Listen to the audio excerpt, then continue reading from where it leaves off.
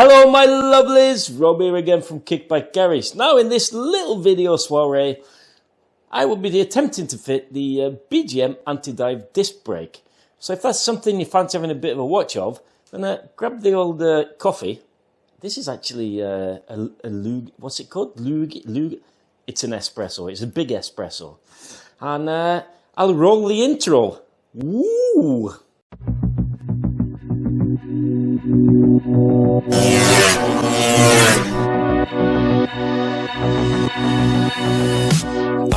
Messing around with these cameras, batteries going flat. Markerte det med regn, alle sprang I lag og ville komme under tak. Ingen av oss merket at du hadde falt I frak, hvorfor valgte du å dra? Hvem I faen kunne se den komme? Da høsten tok over, sa vi hadde bra til sommer.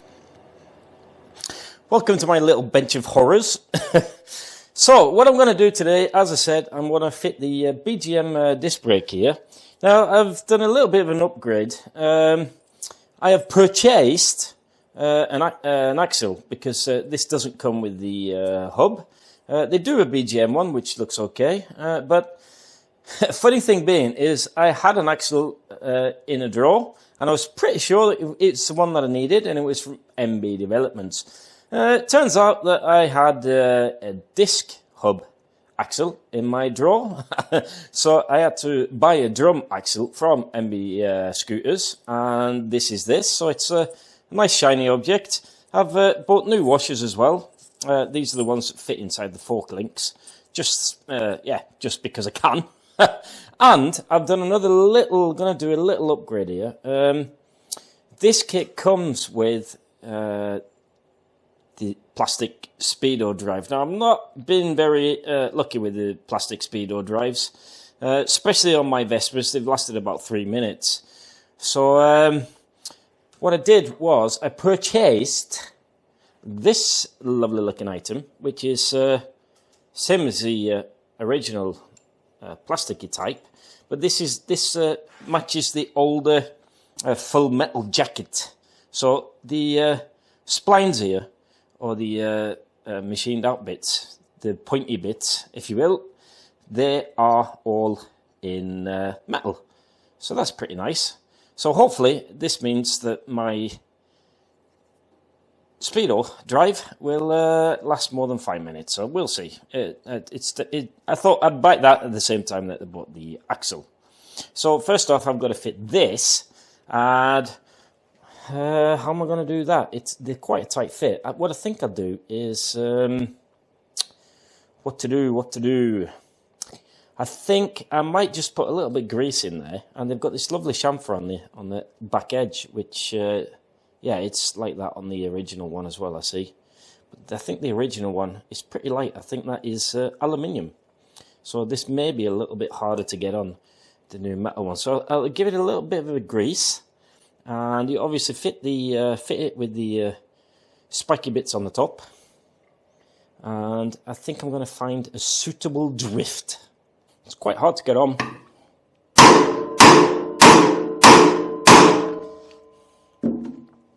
Obviously has to be seated all the way down there, Rob. Right, keep going.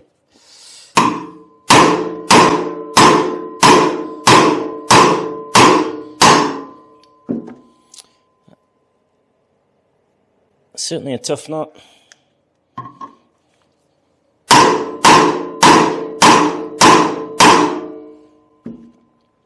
Put it this way. I hope I never have to remove this bugger.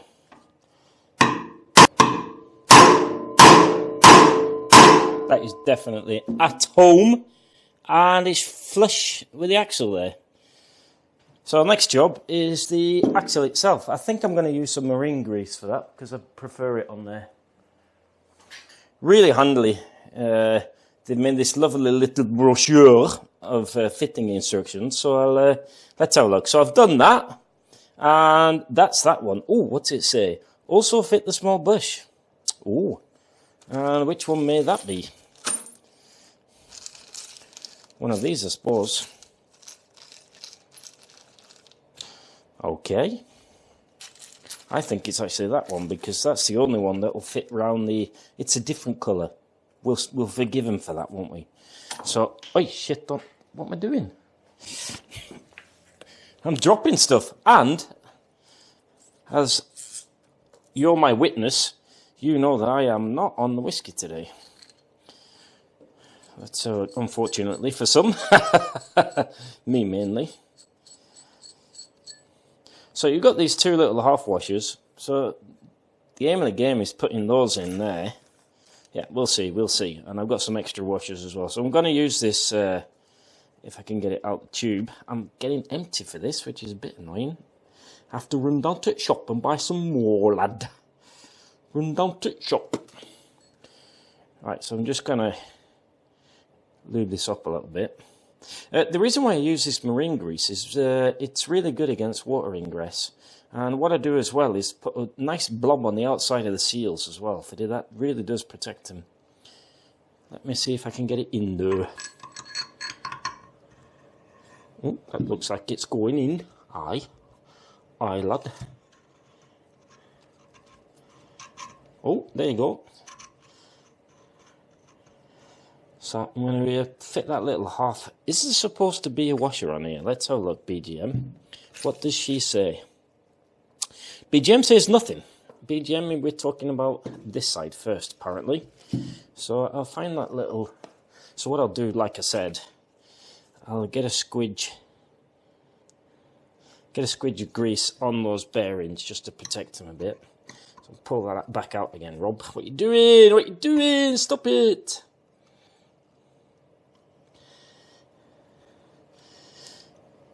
I just smear it. Just cover the seal there.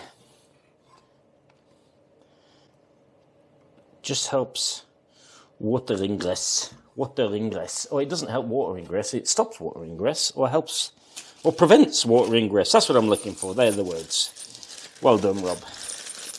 Maybe I should drink more, eh? Right. So this, I imagine, is a spacer because that's the only one I've got there that fits over the axle. What else does it say now? So I've done that bit. Aye, lad. I've done that bit. I think I'm going to use a little screwdriver. I didn't quite get the grease on the seal there. There you go. That's better, lad. That's how you do it, lad. Lovely. Right, so we've unfit the bush, and then it says, fit the back plate to the axle. Actually, I don't want to do that first. I want to grease the speedo drive first. I'm really struggling to get some grease out. Here we go. So I want to do a bit of a liberal smear, lad, on the thingy there. Speedo drive, right. Fancy spancy. This looks nice. Actually, I think I'll give it a bit of a dab on the seal as well here, I reckon.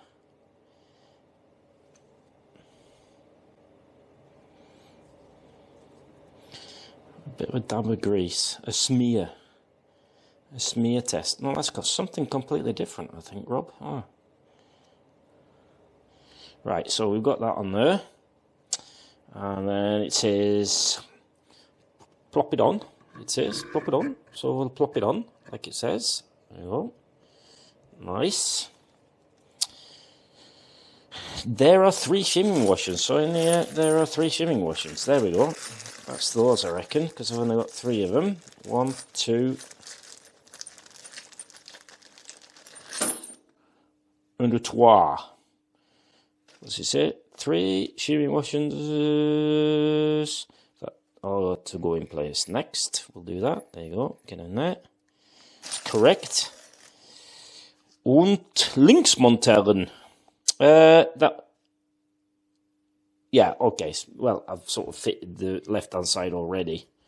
It's this, according to the instructions. I've already greased that one up. Then I can fit these half nuts. Doesn't look like I need a washer under there, so we won't do that, lad. We'll do it completely washerless. Like so. And then what's it say now? Flat M12 nut for securing the axle on the right hand side. So that's just a case of throw in this nut on this side. Yeah, I've got some free movement there. Just a quick check of my measurements. That's the same as that one. Perfect.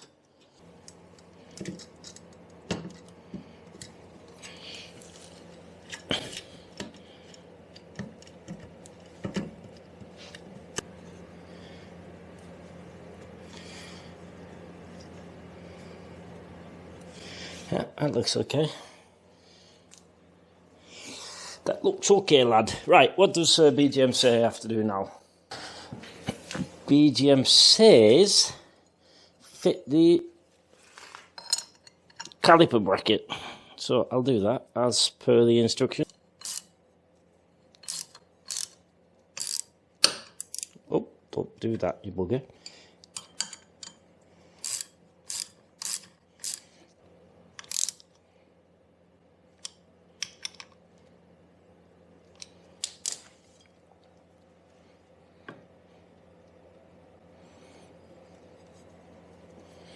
So that's that one. Next job.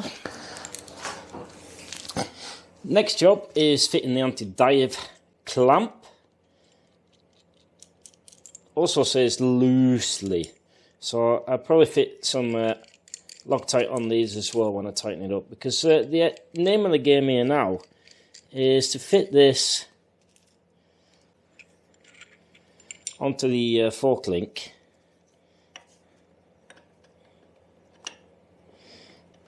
And I have to make sure that it sits parallel to the... maybe that way, Rob. That's not going to be doing anything very good. I think maybe like this. And then I have to... Yeah, I just fit this loosely here.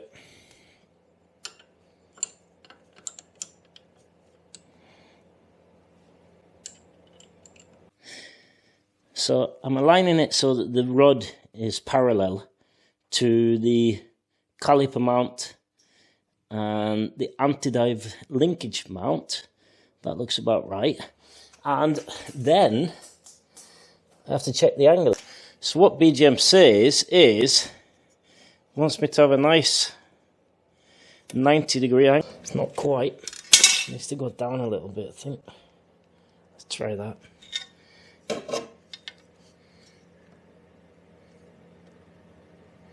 That's better.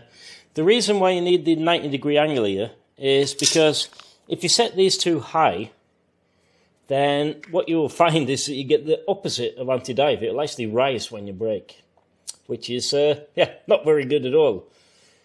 And if you set this too low, then you lose the anti-dive feature. So what it says now in the instructions is that I should bleed it. So let's have a go at doing that then. Right, before I start bleeding this, what I'm going to do is fit a spanner, put a spanner in the works, lad.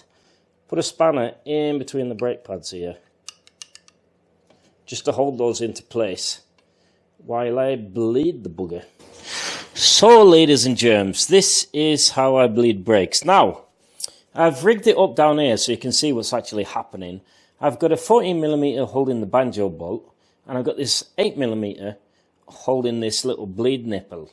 Now I've put a bit of rubber hose on there, and the rubber hose is actually on this contraption here. I'm not sure if you can see that. I'll put that. Can you see it? Sort of. This. So what this is sort of a vacuum bleeder.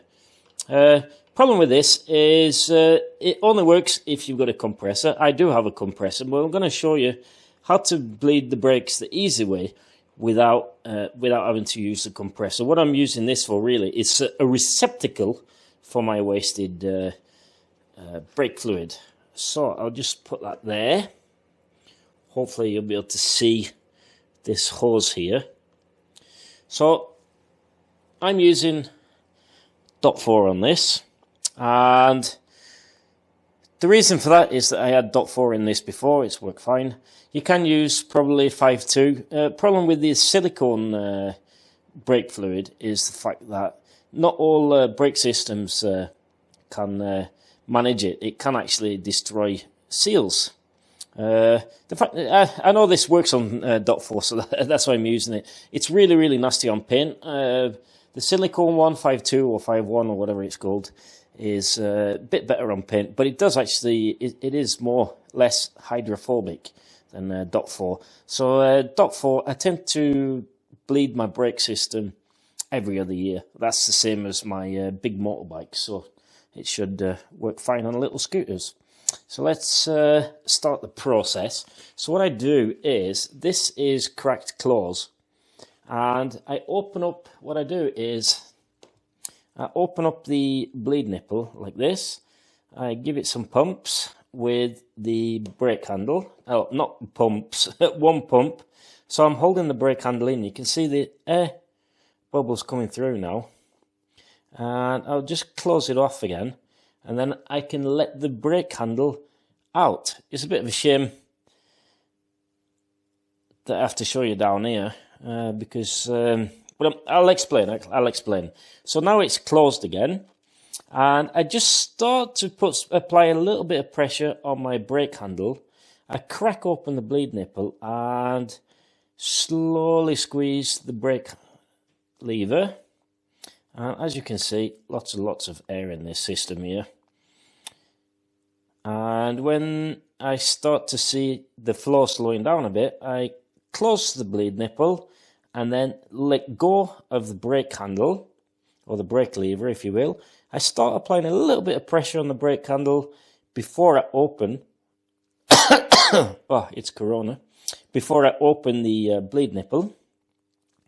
And you can, as soon as it starts moving, I don't open it anymore, because obviously you don't want brake fluid running out of your banjo and all over your brake pads, because that's not very good for them.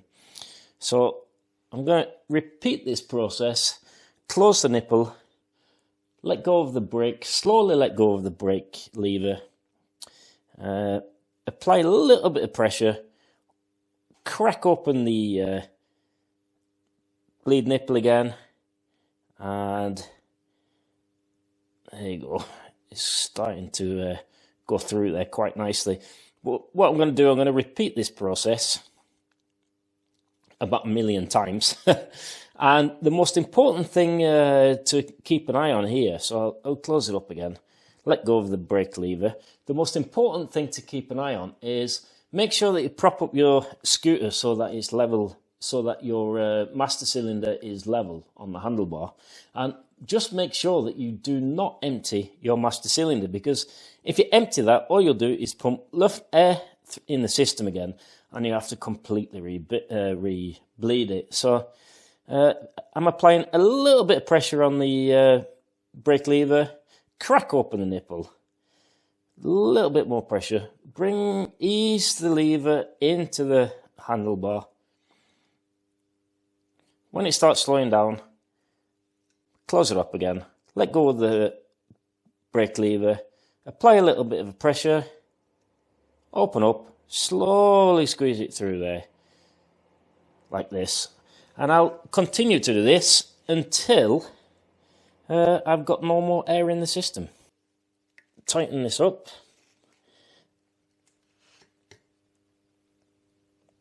Like so. Remove this. You don't want that nasty stuff anyway. It shouldn't be. And that, ladies and gents, is the bleed process. Now I've got a cloth here with some brake cleaner on it, just to neutralise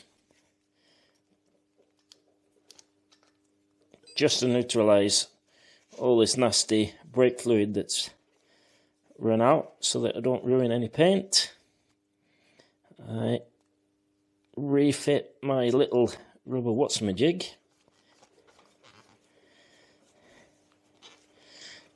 like so, and that, ladies and gentlemen, is it bled.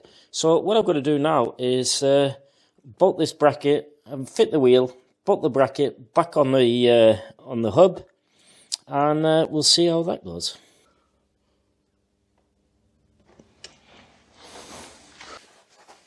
So here she is in all her glory, all fitted, brakes are bled. Two issues I had here.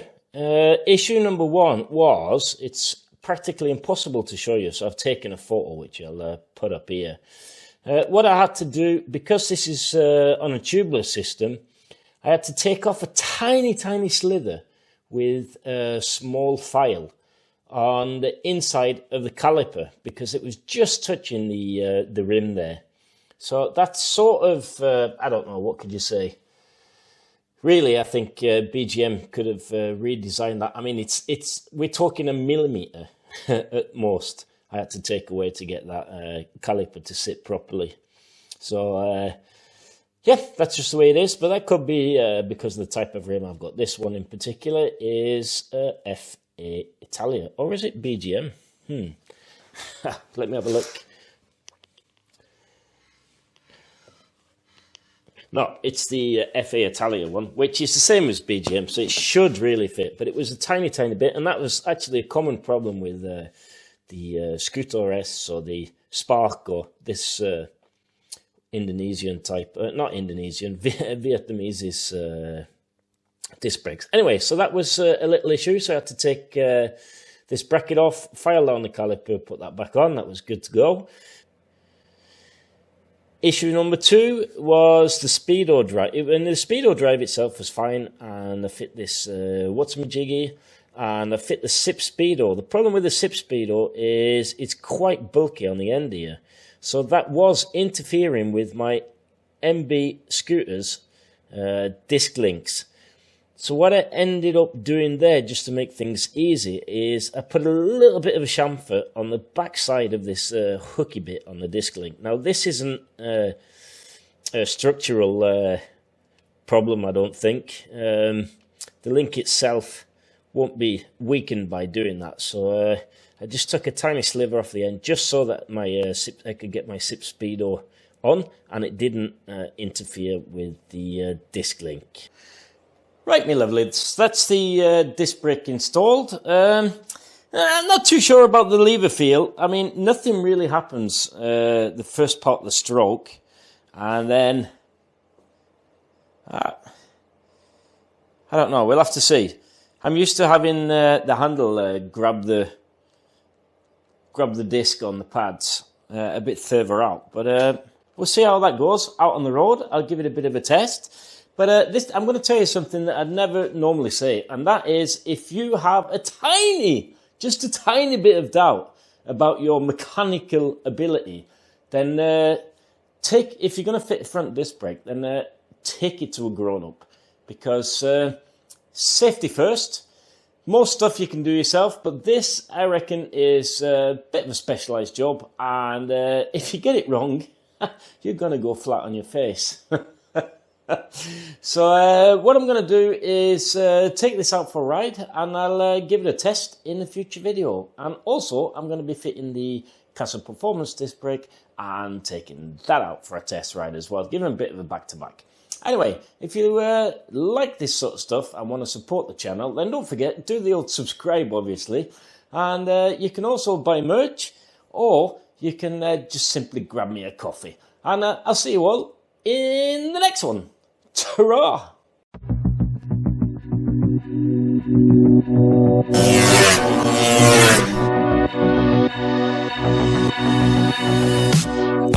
Messing around with these cameras, batteries going flat. Markerte det med regn. Alle sprang I lag og ville komme under tak. Ingen av oss merket at du hadde falt I frak. Hvorfor valgte du å dra? Hvem I faen kunne se den komme? Da høsten tok over, sa vi hadde bra til la oss sommer. Hello, my lovelies, Rob here again from Kickback Garage.